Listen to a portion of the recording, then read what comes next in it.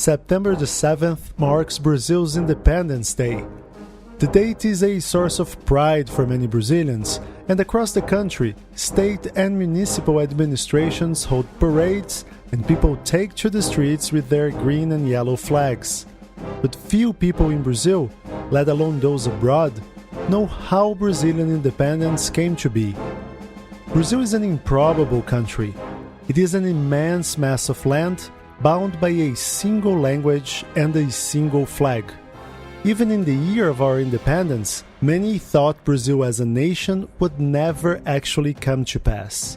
And yet, against the odds, Brazil managed to emerge as a unified country. This week, we tell the story of how Brazil became a nation. A story that wouldn't be possible if not for Napoleon Bonaparte's megalomaniacal plans of world domination. My name is Gustavo Ribeiro, Editor-in-Chief of the Brazilian Report. This is Explaining Brazil.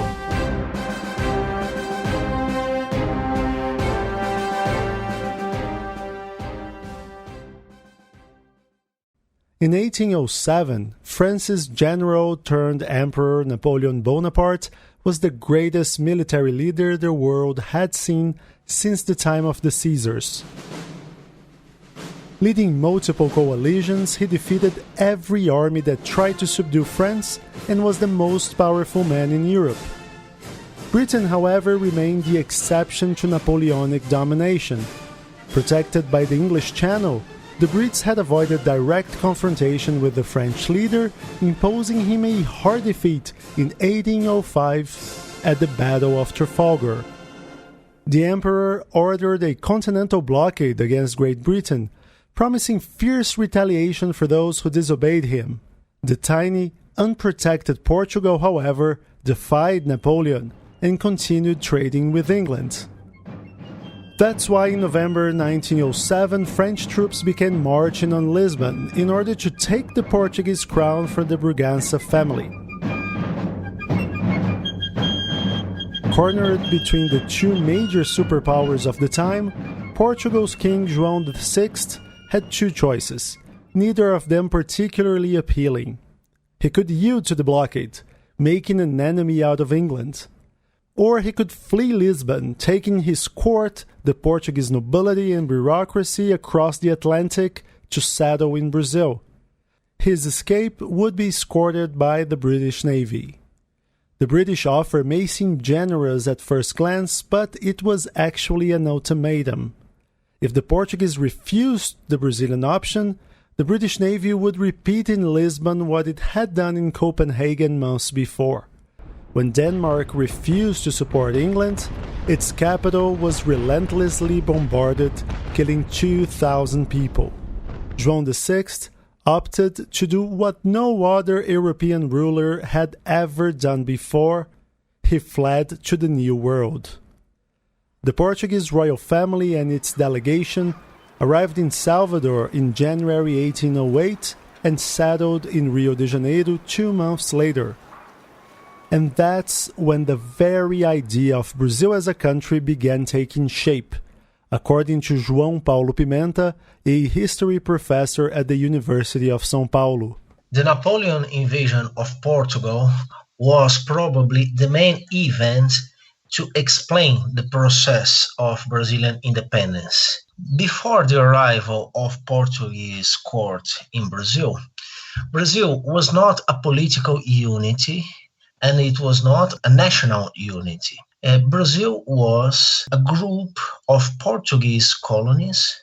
Some colonies had more contact one with others, but there were no any kind of political or national or social unity.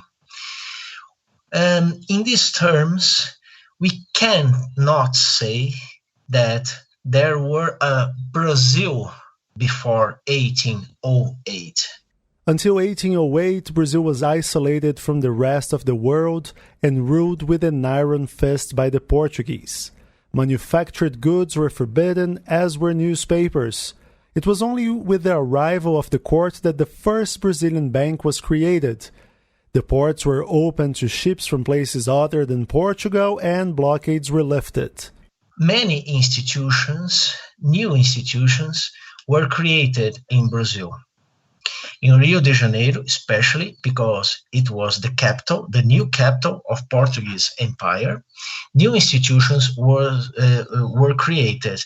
A press, a botanical garden, a bank of Brazil, other administrative institutions. All these things that happened after 1808 were part of a more important thing. The most important thing is a creation of a new feeling, a new identity that in some years, especially after 1821 and 1822, this new feeling, this new identity started to create a new nation.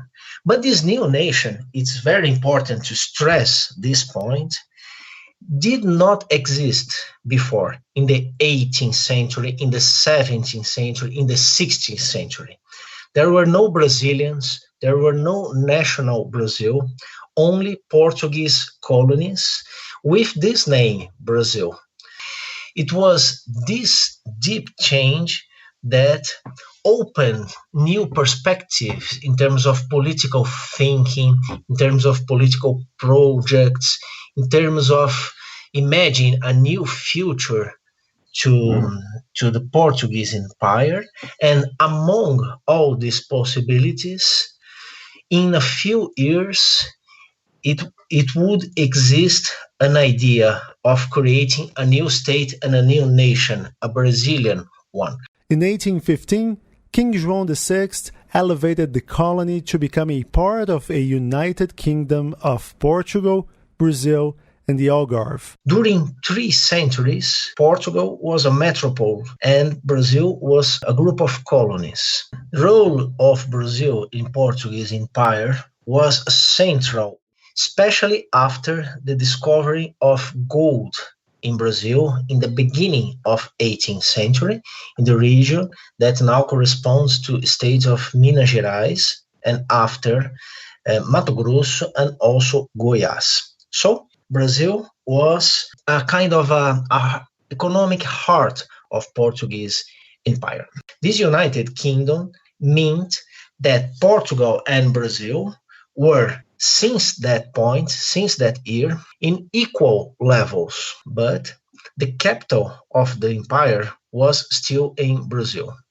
It created so new feelings, new disputes, new conflicts between European Portuguese and American Portuguese. These new conflicts led to this situation of clashes, of different points of view, of different political projects. This is the new situation, conflicts between Portuguese of Brazil and Portugal. As Brazil prospered, Portugal was engulfed by a severe economic crisis, which inevitably led to political turmoil. Members of the Portuguese elites created a form of state council to oppose the monarchic authority, forcing the king to return to Portugal in 1821 to avoid losing his crown. Brazil, a territory 93 times larger than Portugal, was left to a 22-year-old prince named Pedro. The problems with European Portuguese since then led to a revolution in Portugal in 1820. It is called the Revolução do Porto, the Oporto Revolution, or the Liberal or Constitutional Portuguese Revolution. This revolution was a claim to limit the power of the king, Dom João VI, which was in Brazil. So it was under the pressure of this revolution, this constitutional revolution that wanted to create a new constitution to Portugal, that the king decided finally to leave Rio de Janeiro in 1821, but to leave in Rio his son, the Prince Dom Pedro. Dom Pedro remained in Rio de Janeiro because it was a general perception that if there were no king, no prince, anyone of the royal family here in Brazil, Brazil could follow the same paths of revolutionary moments, Republican revolutionary moments of Spanish America. So it was very dangerous in terms of the interest of keep the monarchy surviving in United Kingdom of Portugal and Brazil. It was a very dangerous decision not to leave any representative of this royal family. So the role of Dom Pedro was to try to keep this monarchy working well here in Brazil. But in 1820, 1821, and 1822, the interests between a government in Brazil, a government in Portugal, Portuguese in Brazilian, in Brazil, and Portuguese in Europe were highly different.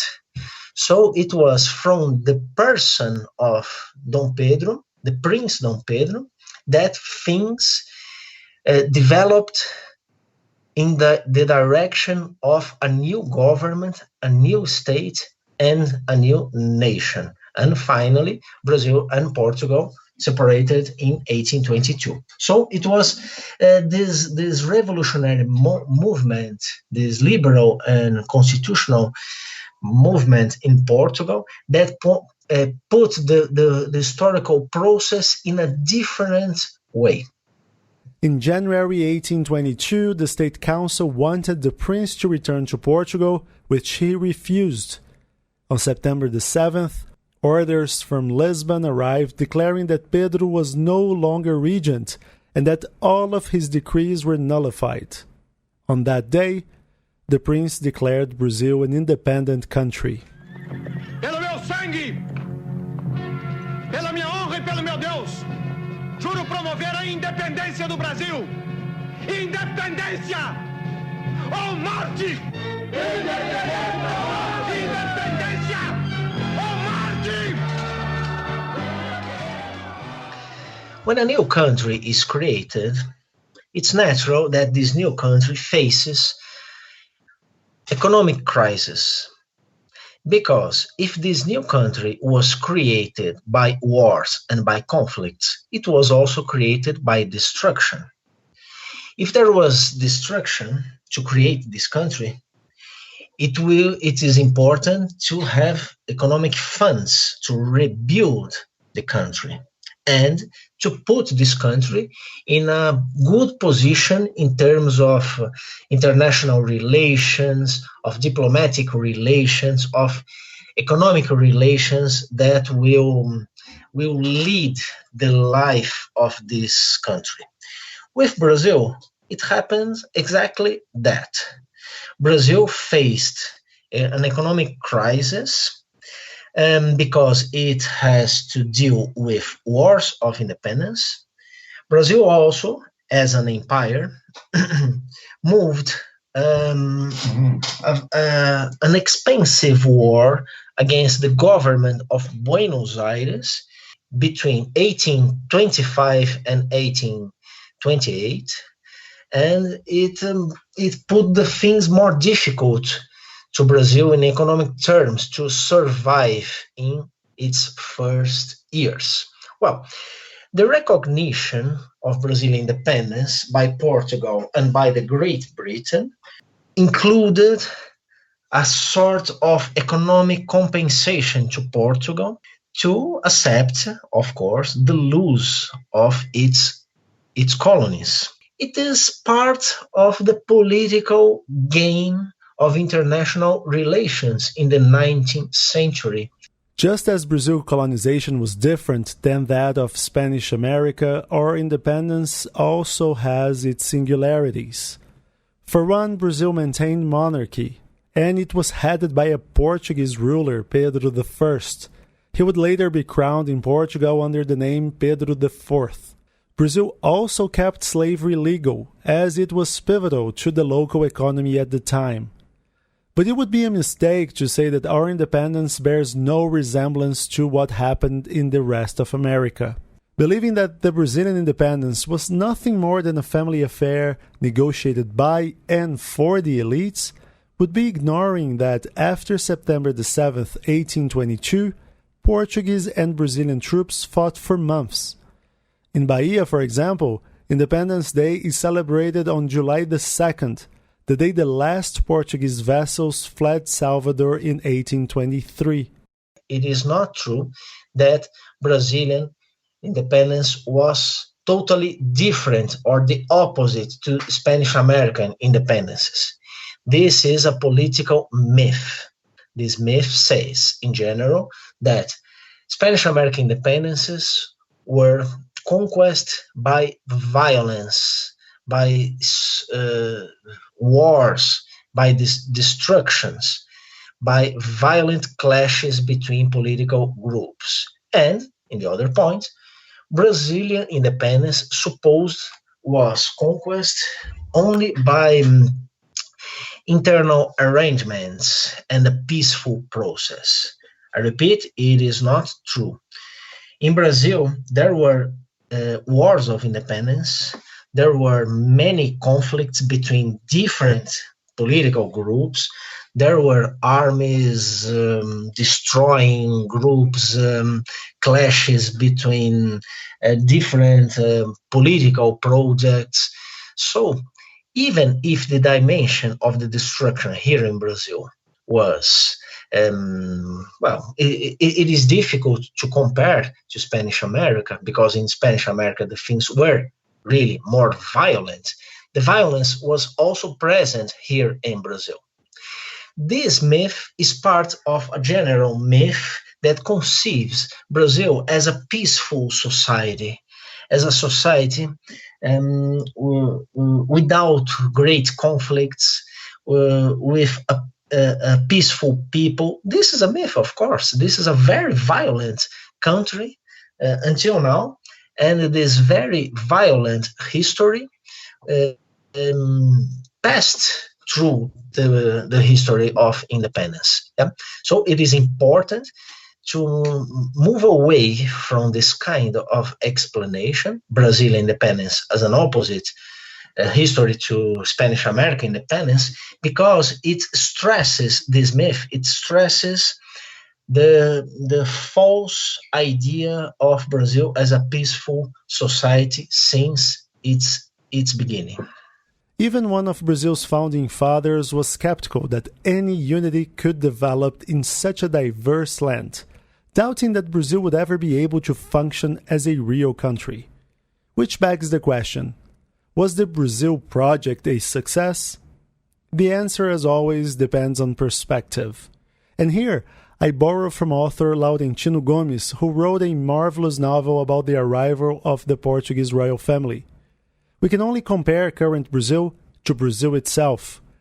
And in 1822, the very existence of a nation such as the one we have today was seen as ludicrous. All things considered, Brazil has definitely come a long way.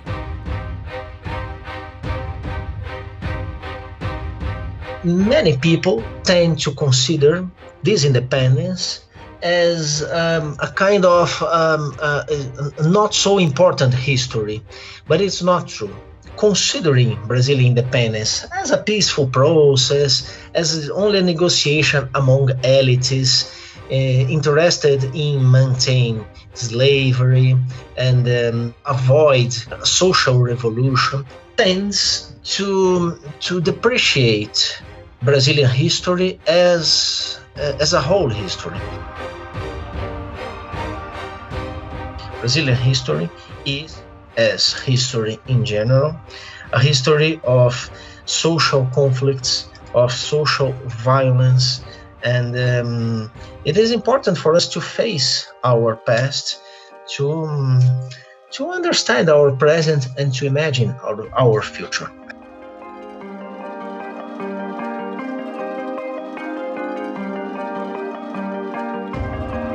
This podcast was written and prepared by me, Gustavo Ribeiro.